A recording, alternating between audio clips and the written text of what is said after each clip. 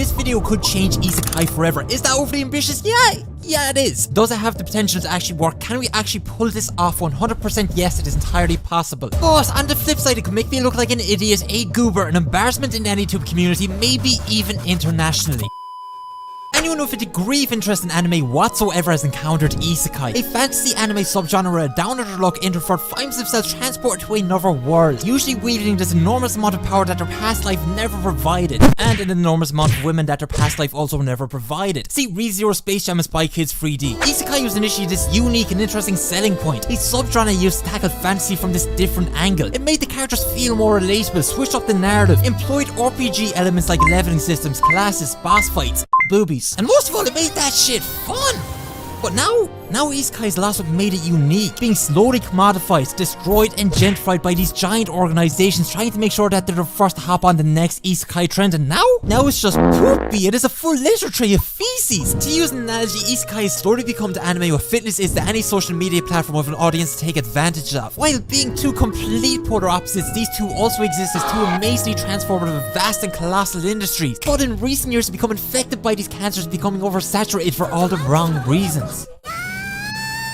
Yeah, this is really bad. So I started to think, is it possible for me, a nobody on the other side of the world, far from the epicenter of this isekai epidemic, to be able to have any effect whatsoever on isekai for the betterment of society and try to put into action what most AnyTubers speak of? Now, the initial reaction for most people would be, no, it's not possible, how dare you try to make it change? Shut up! Yes, stink. Thankfully, I live in a dream world where I say, no, it is possible, change can be made, even the smallest of guy can make a difference. Yeah, it sounds cool and all, but how do we actually go about achieving this? What steps do we have to take to ensure that we can actually make our voices heard, that we are taken seriously and not laughed at in our efforts? Where the fuck do we even begin? Germany, October 31st, 1517. Martin Luther, outraged and uncomfortable with the current state of Christianity, nails a list of feces, laws to the doors of every single church in his city, pushing for wide-scale reformation in his religion, as he was absolutely disgusted as to how money was being used to atone for people's sins. He was laughed at. He was seen as an absolute madman. Of course he was! But his small act was the catalyst for a wide-scale reformation years later, driving a positive change that people had once told him, no, it's impossible, how dare you! He may have looked like a fool in the start and laughed at in his beginnings, but they are not laughing now. Mainly because they're all dead. Yeah, history lesson over. Here is the blueprint for what we must do to save isekai. Now we must pick up the mantle and carefully draft a statement that focuses on what needs to be done to change isekai for the betterment of society. And once that is done, it is on to the next stage, the most crucial part of this journey, the venture to Japan, to spread the message, pasting our message to the doors of the building of the National Diet, therefore alerting the government of the grave peril that must be stopped and what must be done to save isekai. I don't see how this could possibly fail. How could it? Now I know this is sounding really outlandish, but here's my pretty logical reasoning behind how this can actually work. You see, as of right now, Japan is a democracy, and as a democracy, it's open to the voices of people both inside and sometimes, as we've seen through the Rona season, people outside of the country. Now, does that mean that everything that passes through the government will always get looked at and be approved? No. No, it doesn't. But it does mean that we could potentially get this in front of the Minister for Art and Culture, Shinsuke Suimatsu. And if we go one level higher than that, maybe even the House of Representatives themselves. So, yeah, with all of that laid out and explained, let's just get straight into the document. Yeah. Number 1. Seasonal isekai rate of inflation needs to be monitored and limited to maintain control of isekai itself. Otherwise we're fucked. Cast your eyes back to the fall of 2016. Pokemon Go introduces gamers to Sunlight, Brexit, a very, very different world, and most notably only one isekai releasing that season. Winter 2017 saw an Orange make people scream, and most notably only 2 isekai released that season. Holy shit, those are rookie numbers! Yeah, they are. In fact, you have to jump as far as the summer of 2018 for the just barely scraped together 3 measly isekai that season. And for that whole 24-month period between the fall of 2016 and summer 2018, only a total of 15 isekai were released in that time span. We then fast forward to 2021. Times have changed a lot, where every single season had at least 5 isekai titles within them, with summer 2021 pushing out, how many? It's gotta be a big number. What is it? 8. Yeah, 8 different isekai titles releasing in a single season, which only brought the yearly total up to 24 different isekai titles releasing in a 12-month period. Now, I'm no genius, but that is a big difference. And if we decide to get really analytical about it, then in terms of inflation, from 2017 to now, we've seen a 283% rise in the amount of isekai over 4 years. And if this only continues, then by 2030, the entire anime industry would have been overrun by isekai. Ladies and gentlemen, isekai inflation is a threat like none other that we've seen before, a threat to all life on this earth. Therefore, I propose that we set up a special task force to monitor this situation extremely carefully. People, we need to act now. We need to think about future generations now, which only makes for a better case for my next point. We need to use quotas to cap the amount of RPG-based isekai being made in a single year. 1977 saw the European Union bring in milk quotas limiting the amount of milk and dairy a single country could make year on year. Now, personally, I believe that we can apply those same laws and same logic to something that's become one of isekai's biggest issues: the setting.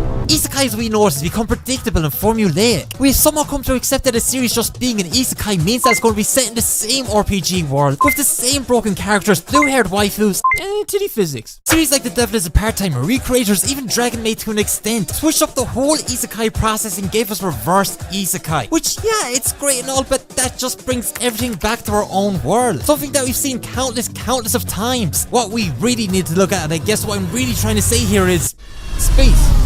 You see, only recently has waking up in another world been tied magnanimously back to waking up in the same world every single time. That it really seems like authors and creators are constantly forgetting that there are actually other worlds out there. Just imagine a Borderlands isekai with the CGI and grittiness that Mappa puts into Doro Hate Doro, or a Space Drifter doing Eski isekai animated by Studio Bones, when they actually decide to give a fuck. You see, the possibilities are beyond endless that if we're to constantly remain in the same RPG setting, almost make it come off as lazy and uninspired. That it really raises the question that how is it in a genre creativity is basically unlimited that we find ourselves running through the same ideas over and over. Some of them aren't even that good. Anyway, in conclusion, we can use isekai quotas to slow the growth of the already overly saturated market that is RPG-based isekai. But now we need to move on to the next step, because we need to target something that has become synonymous to isekai itself. Something truly disturbing.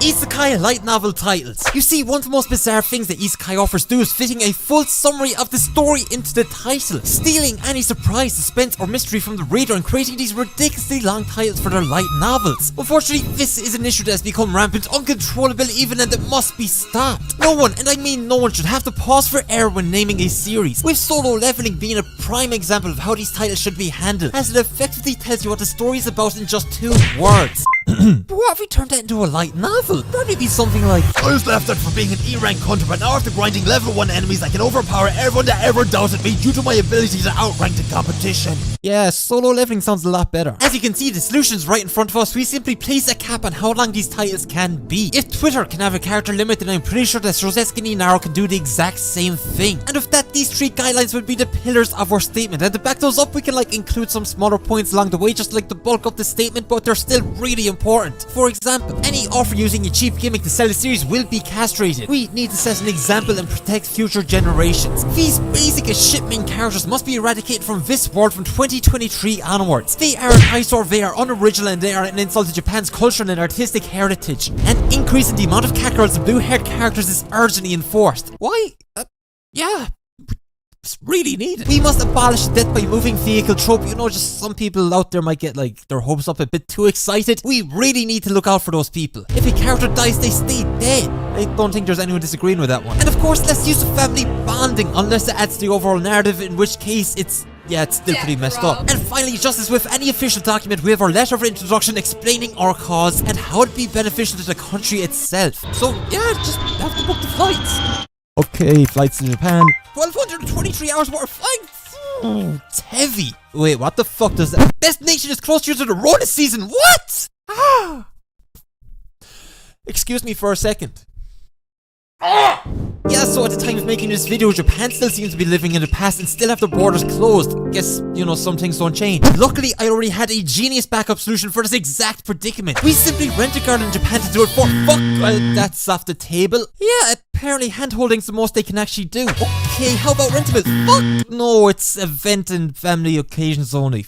fuck. I am not gonna lie, things were looking bleak, but then I remember a case very similar to our own that only just happened recently. A group used change.org to petition the Japanese government to open the borders, allowing foreign students to enter Japan. Now, it didn't work because the Japanese government don't listen to anyone, but they did manage to get in front of the Minister for Foreign Affairs, which means, yeah, it's possible. So with that information, I have taken our opening statement and our rules and have created a petition on change.org about our cause. You know, some people would say that this is a long shot, some people would say that I am a complete embarrassment, but I firmly believe that with the power of the internet that we can come together to at least get this in front of a Japanese official, or even in front of a Japanese citizen that has an interest in our cause and can submit it on our behalf. It is entirely possible. And with that, I pass it off to you watching this video to go and sign this petition, because if you truly love anime and if you truly love isekai and want to see the best future possible for both of those industries, then it is only right that you make your voice heard.